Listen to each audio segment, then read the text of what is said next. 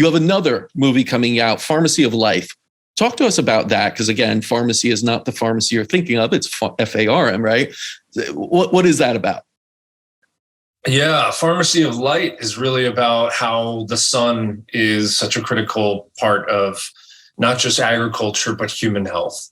And there is always an overlap, just to the analogy that you were referring to there with the pharmaceutical model. It is really the same thing with pesticides.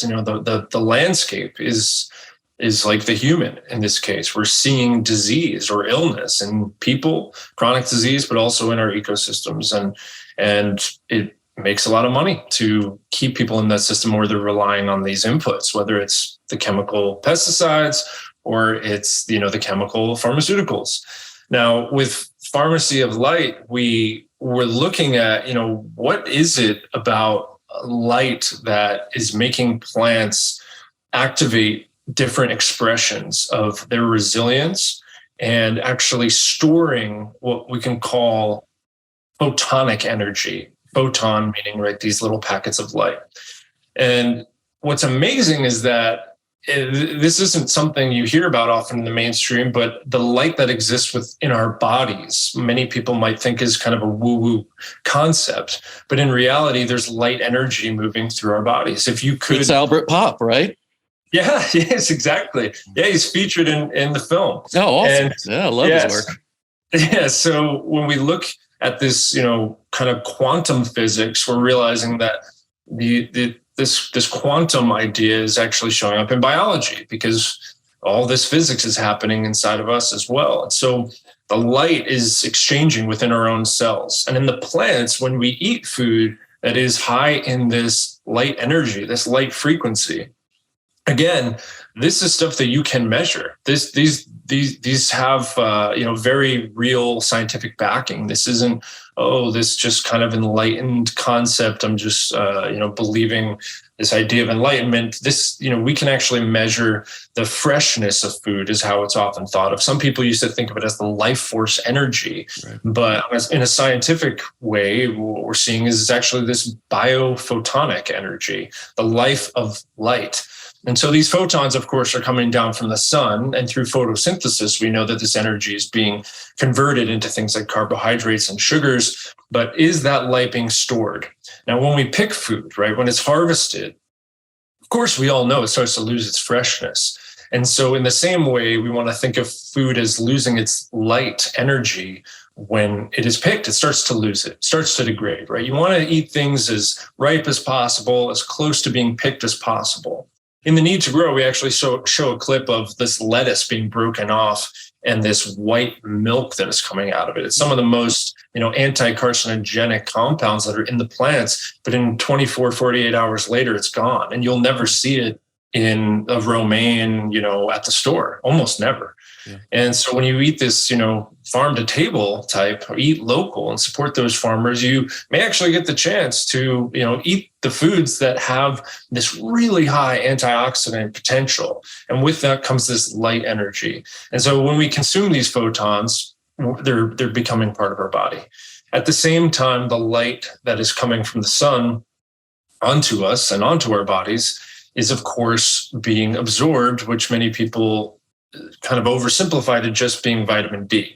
Now, vitamin D in and of itself, I'm sure you know a lot about, and your audience probably knows a heck of a lot about, as this hormone that, has just almost limitless potential of regulating processes in our body. We probably still don't even know most of what it's doing. But what's really cool is that it's sunlight is so much more than vitamin D, right? And so we're learning more and more as time goes on in terms of hormone regulation, stress response, immune support, and this early morning sunlight, returning back to these natural cycles, or what people would call the circadian rhythm. If we get that early morning sunlight, there was a study, I think it was University of Arizona, that showed this increase in the prefrontal cortex when we had early morning sunlight.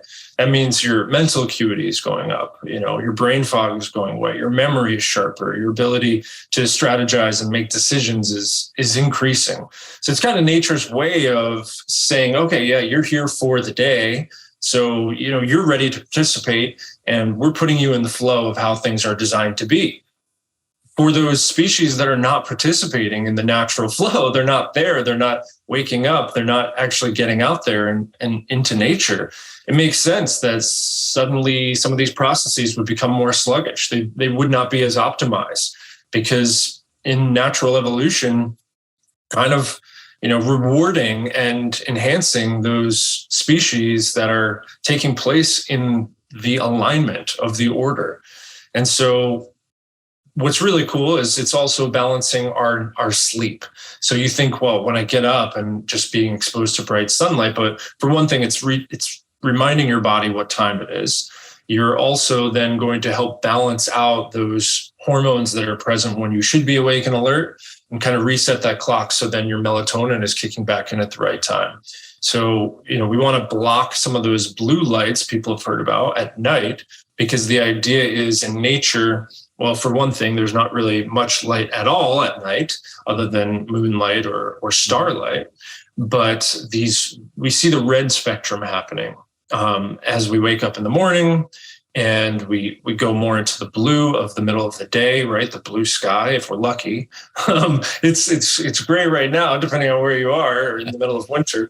But then as night goes on, we see that gorgeous red.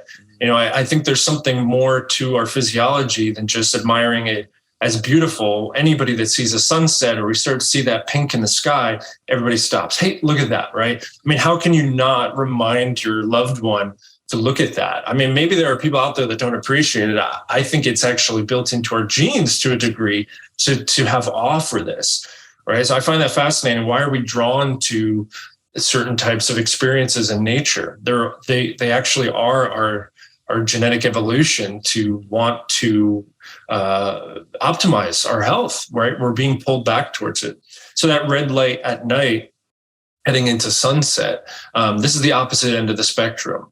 And so people are learning more about things like red light therapy, just incredible. Thousands of studies are on this. And yet it hasn't really broken into the mainstream in a big way. I think for one, because it wasn't super accessible. The technology was pretty expensive for a long time. It's becoming way more affordable to have at-home units. And what we're seeing there is, reduction in inflammation, healing wounds faster, brain trauma healing better, hair growth, optimized sleep, of course. I mean, the list goes on and on. Skin healing, just in general, of collagen production, things like this.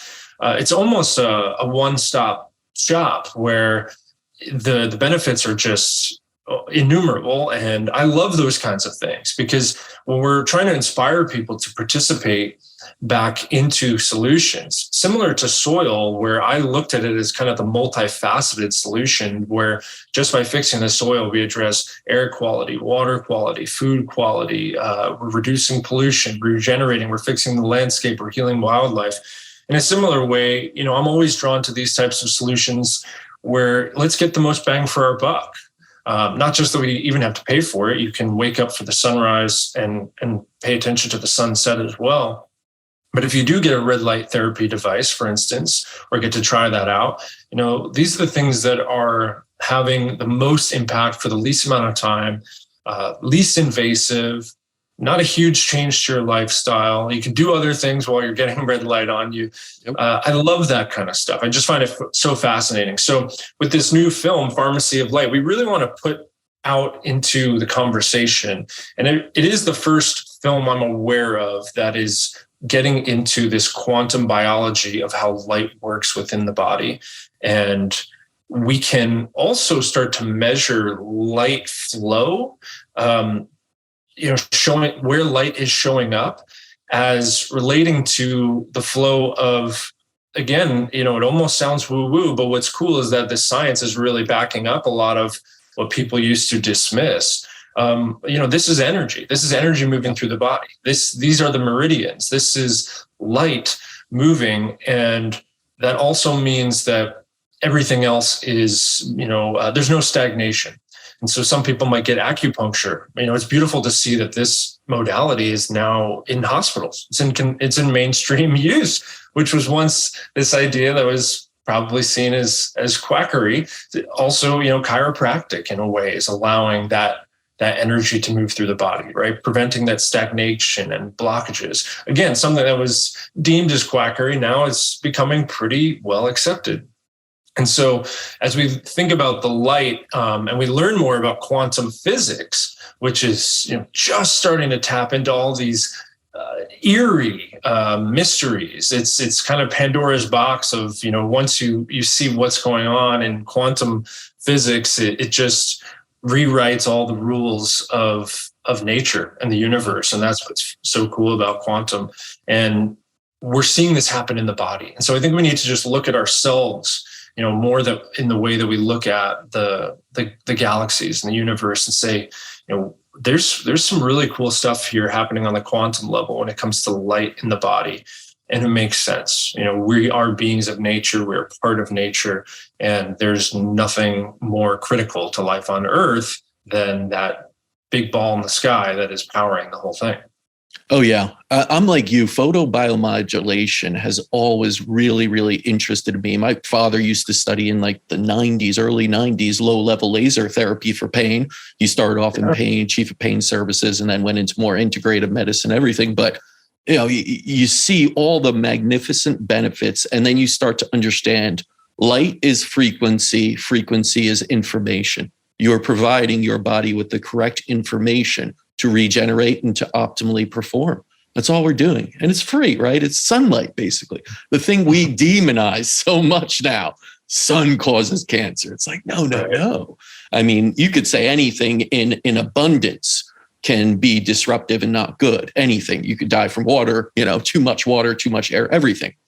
Exactly. But it lends itself to say that if you provide the body with correct information, it will be a self-healing miracle that continues in a healthy and optimal way till you're very old. But then there's the converse. If you provide the body with the wrong information, and what does that look like? And you could say blue light, but you could also say news these days.